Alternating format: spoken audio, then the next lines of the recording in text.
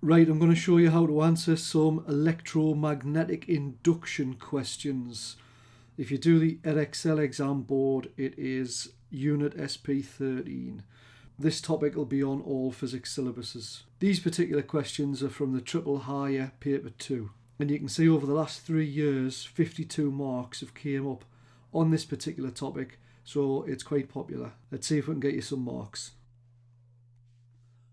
Right, question 1. Figure 17 shows the output from a battery. Explain why a transformer will not work with the input current as shown in figure 17. Right, well, since you've got a steady current over time, that must mean that it is a DC source. So it's a battery. Now you can't use DC on a transformer. It needs to be AC. You need to have a constantly changing current so that it creates a constantly changing magnetic field.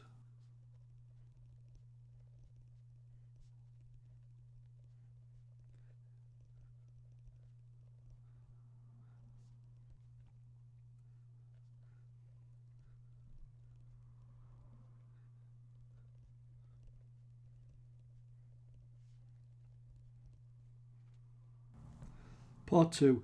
A transformer has 30 turns on the primary coil and 150 turns on the secondary coil.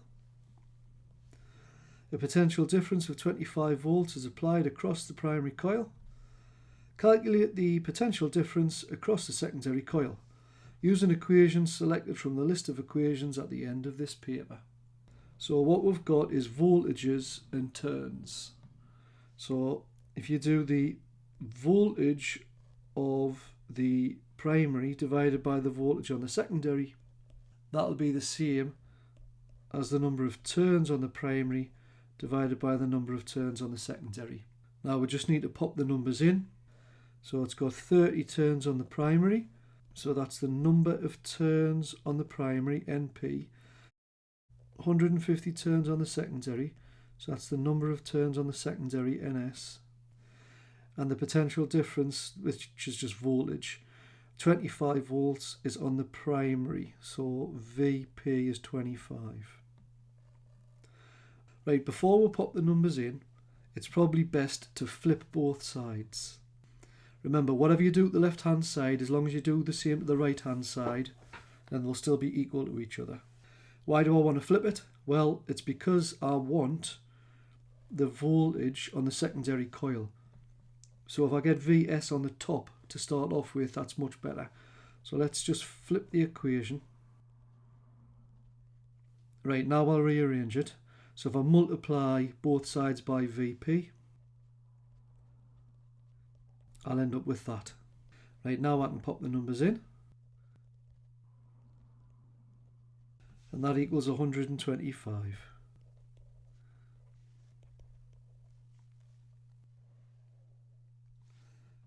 Question 2.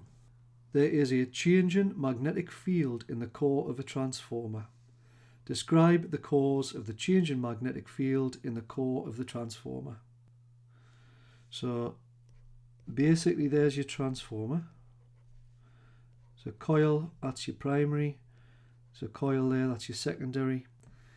You need a constantly changing current to come in, and that will create a constantly changing magnetic field in the iron core. And then that constantly changing magnetic field in the iron core will create a constantly changing output, alternating current. But they're not asking for that last bit.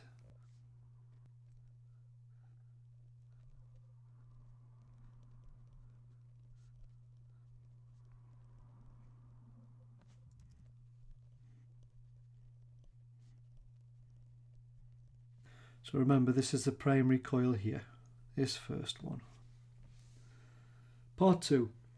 A potential difference of 230 volts is applied across the primary coil of a transformer. Right, so that's our VP.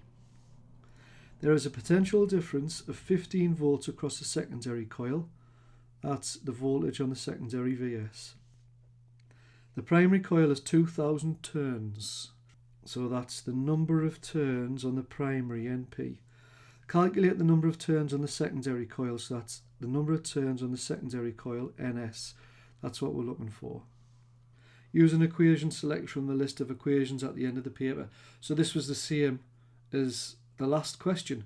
So they obviously like asking you about this. Now here's a top tip. Here's how I would do it. Just remember, if you do n divided by n, that'll be the same as v divided by v. So make sure you got the n's on one side. Make sure you got the v's on the other side. Now we're wanting ns. So just make sure that ns is on the top. So if that's ns on the top, that would be p on the bottom. And if it's s on the top on the left hand side, you need s on the top on the right hand side. And if it's p on the bottom on the left, then it'll be p on the bottom on the right. So as long as the n's are on the same side and the v's are on the same side, and then the s's are on the same level and the p's are on the same level, you can change the equation around however you want. Now we just need to rearrange the equation. So if I multiply both sides by np, so just in case you didn't understand what I did before,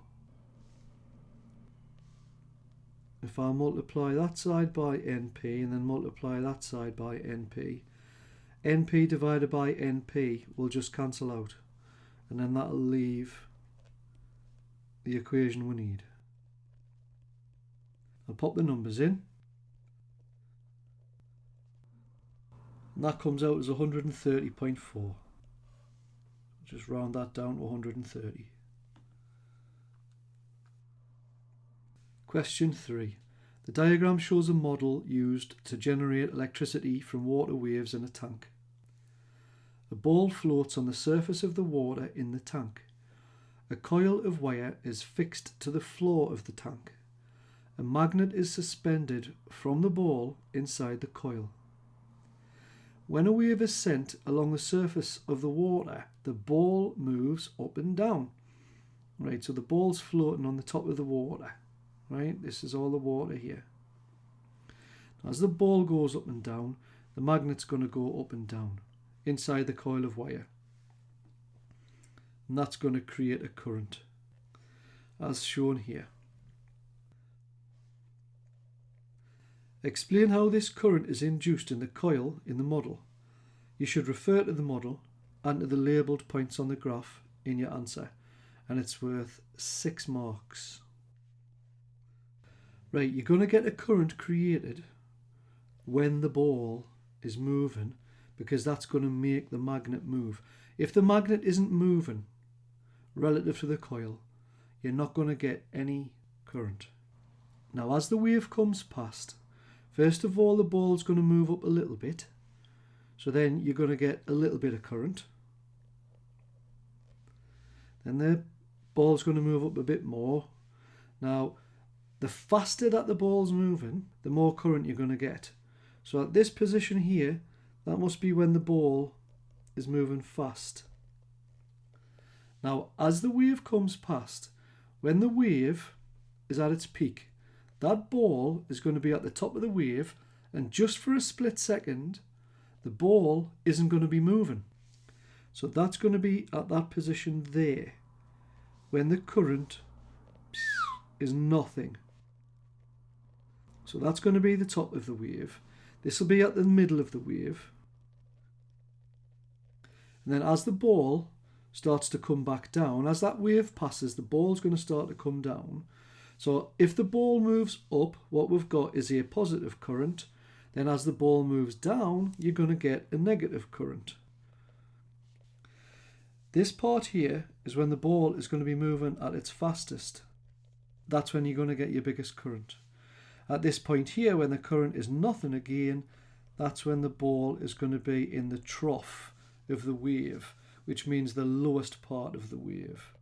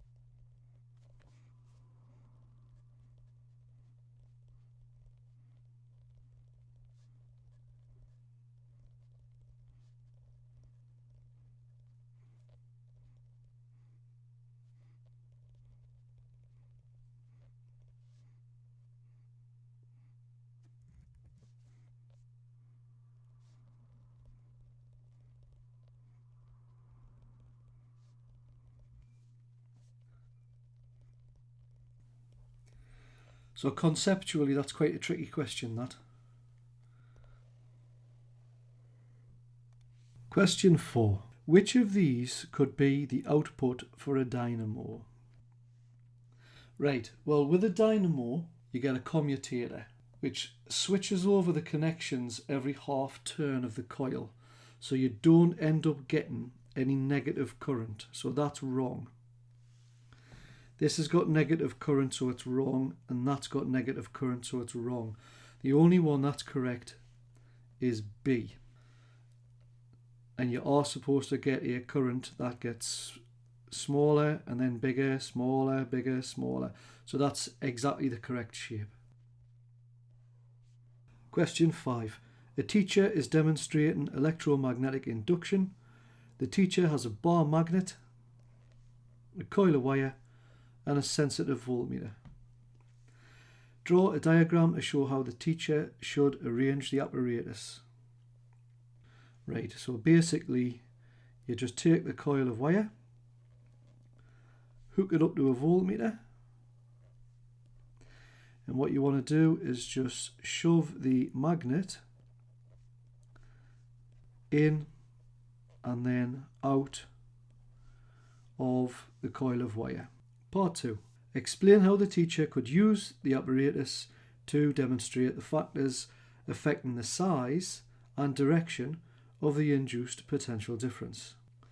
So every time that you put the magnet into the coil, you'll get an induced potential difference produced. When you put the magnet in one way, you'll get a positive voltage or positive induced potential difference, and then as you pull it back out the other way, you'll get a negative induced potential difference. The faster you put it in, the bigger the induced potential difference will be.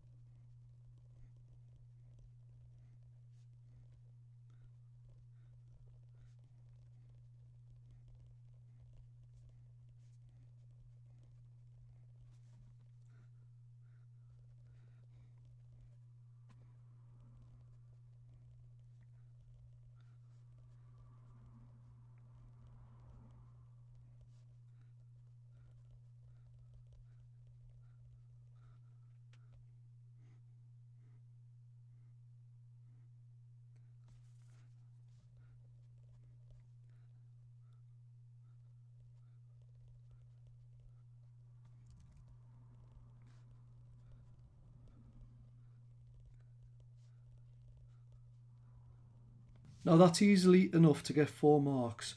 What you could also say is the teacher could create more coils, because that'll also affect the size.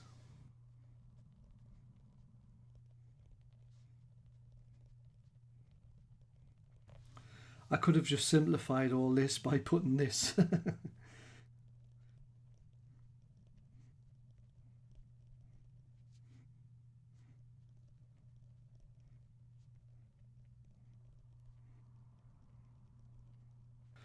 Right, sorry about that, I've waffled on a little bit. I tried to explain things too much. These explanations are great when you're learning. I guess in your exam you could just put this, but I didn't want to just put that if you didn't understand what it meant. Anyway. Question 6. The diagrams show a spring hanging from a nail. In diagram 1, there is no weight on the spring. In diagram 2, it shows the spring after a weight is added. And diagram 3 shows the spring after the weight has been pulled down slightly. Complete the sentence by putting a cross in the box. When held stationary, as in diagram 3, right, the spring has 0 elastic potential energy. Well, that's wrong. There'll be a lot of elastic potential energy stored in the spring. Part B. The weight has equal amounts of elastic potential and kinetic energy. No, it's held stationary, so it's got 0 kinetic energy, and it's got a lot of elastic potential energy, so that's not right. The weight has more kinetic energy than gravitational potential energy. No. The weight has 0 kinetic energy because it's not moving. and it does have gravitational potential energy because it's not touching the floor. It doesn't show you where the floor is, mind. Part D, the spring has more elastic potential energy than the weight has kinetic energy. Yeah, definitely. Right, so it's D. Part 2, the spring is stretched from the position shown in diagram 2 to the position shown in diagram 3. The spring is then released. Describe the energy changes that take place until the spring stops vibrating. Right, well, when you leave go, you're going to have elastic potential energy in the spring. It's going to get converted into kinetic energy, and then the kinetic energy is going to get converted into gravitational potential energy as the mass starts to rise upwards. And the weight, so the weight will go fast upwards at first, but then after a while it'll stop moving upwards. So the kinetic energy will be zero and the gravitational potential energy will be at its maximum as the weight is at its max height. And then the weight will start to fall back down again, so the gravitational potential energy will get converted back into kinetic energy. Then the kinetic energy will get converted into elastic potential energy as the spring starts to stretch down. And then the whole thing will just happen again and again and again until each time it goes up and down, a bit of energy will be lost, and eventually all the energy will be lost as heat to the surroundings.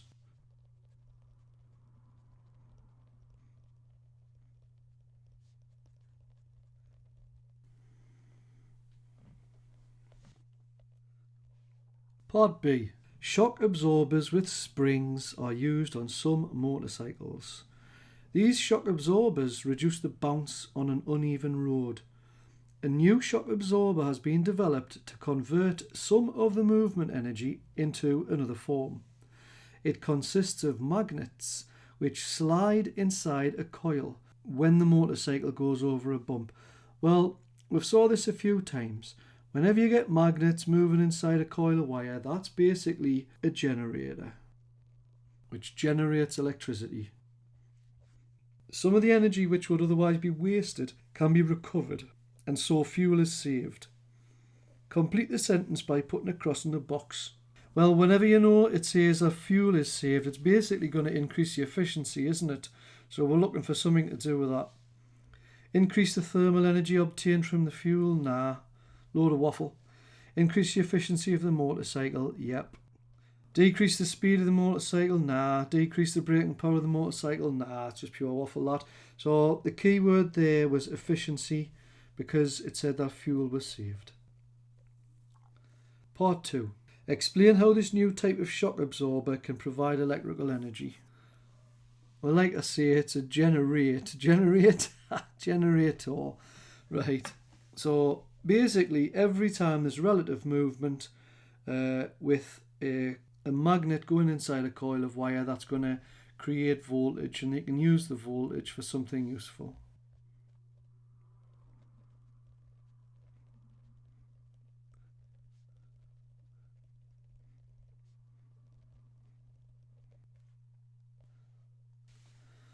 Part 3.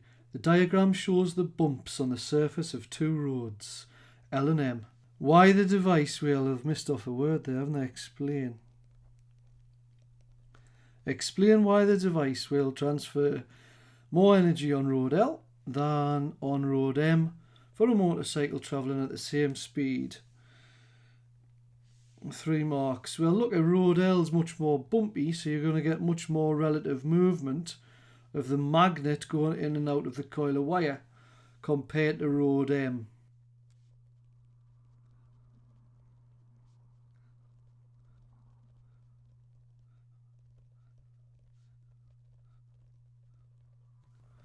There's quite a lot of room there just for 3 marks. I think we've nailed it there. Question 7. High voltage transmission cables and transformers are used in the national grid. Explain how using high voltage transmission cables and transformers allow the distribution of electrical power around the United Kingdom to be as efficient as possible. Refer to the following equations in your answer. Right, as soon as you say about efficiency, you know you need to reduce wasted energy, or in this case, wasted power.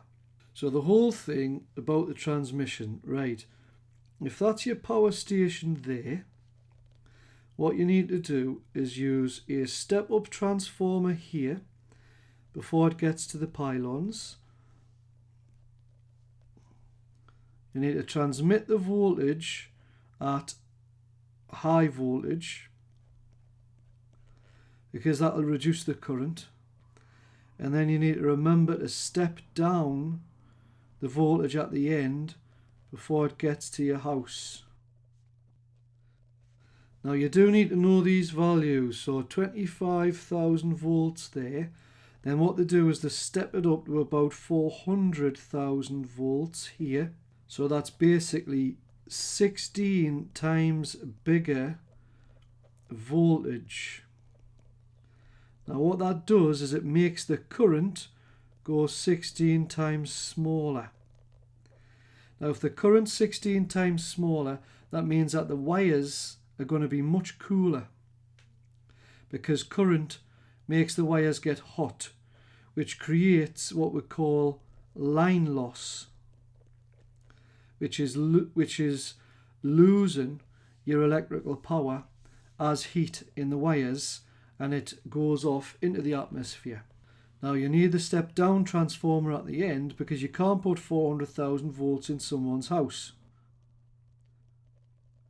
400,000 volts is a very high voltage. It'll cause sparks, which are dangerous. Now I haven't talked about this equation yet. Now if you've got very long wires, remember wires have got resistance. So because this is a really long wire, it's going to have a really big resistance.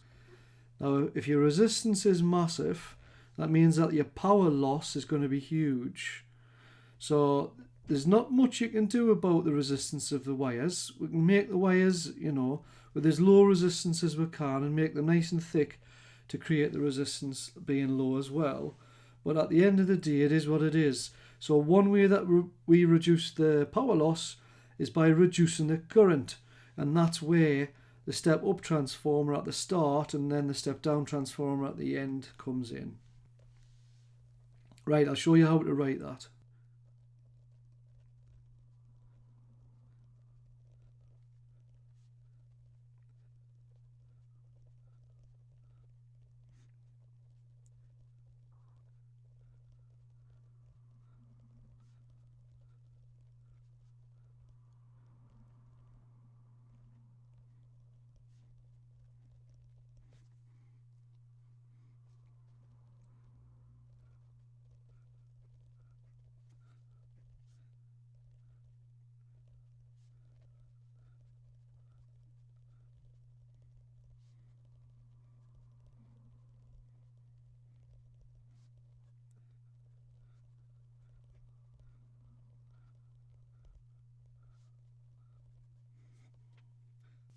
Alright.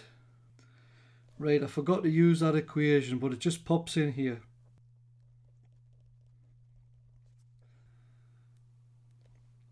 So what it means is if you make the voltage on the secondary massive, means you can make the current small. So on here, you'd have the voltage would be little and the current would be big.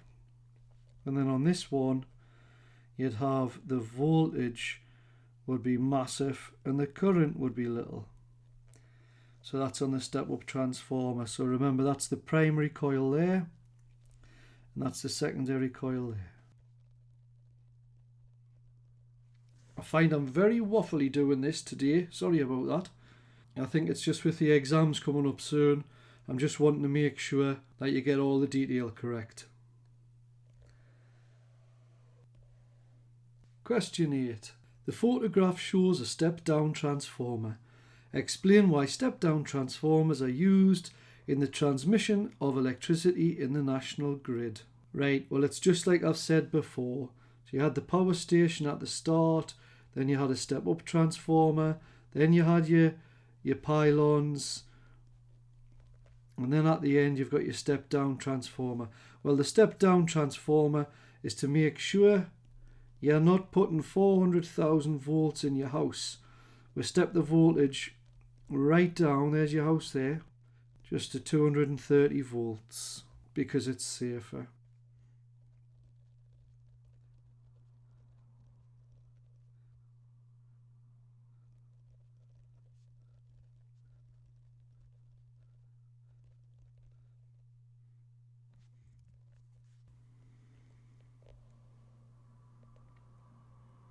Part B. Transformers need alternating current to work properly. Sketch a graph of an alternating current with a frequency of 2 Hz. Right, so the time period equals 1 over the frequency. So if the frequency is 2 Hz, just do 1 over 2. So the time period is a half, which is 0.5 seconds. So what that means is you're going to get a full wave every half a second. Now, it doesn't tell you how big the current is, so don't worry about how far up and down you go. Just make sure that you do get a full wave in half a second. Now, they've gave you a full second, so you may as well just draw another wave just for the lols. Make sure that it goes up by the same amount as it goes down each time, roughly. That's fine. Part C. A transformer has 2,400 turns on the primary coil. Right, this is the third time we've saw this. So that's the primary coil. Hang on, 2,400 turns. I'm going to write it down here. So that's the number of turns on the primary, NP. That's 2,400. You've got 100 turns on the secondary coil. So the number, N for number of coils on the secondary, NS. That's 100. Right. Calculate the secondary voltage. So the voltage on the secondary, we don't know what that is. That's a question mark. If the primary voltage, so voltage on the primary, is 12. Okay, so hope you're getting the hang of this. Now we're wanting VS. Now remember what I said before. As long as you've got the voltage and the voltage on one side, and then you've got the number of turns and number of turns on the other side. And then we're after VS, so just put S's on the top and put your P's on the bottom. Now we can just rearrange that. So in this case we need VS by itself, so we'll just multiply both sides by VP. And then VP and VP cancels out on the left hand side. Right, let's just pop the numbers in. And that equals 0.5 volts.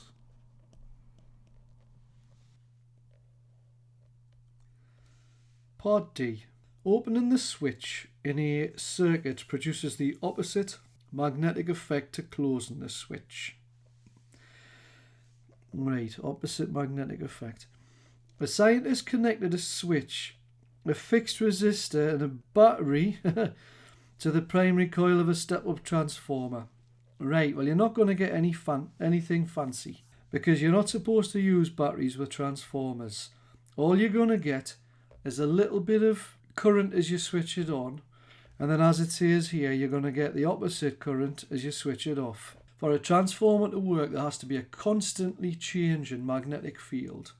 With a battery, it's DC, so you're not getting a constantly changing magnetic field, are you? The scientist also connected a fixed resistor across the secondary coil. The scientist switched the circuit on and then later switched it off. Which of these best represents the current in the secondary coil? Right, so remember, here's your transformer, there's your primary coil, there's your secondary coil. You're supposed to have a constantly changing alternating current in the primary coil.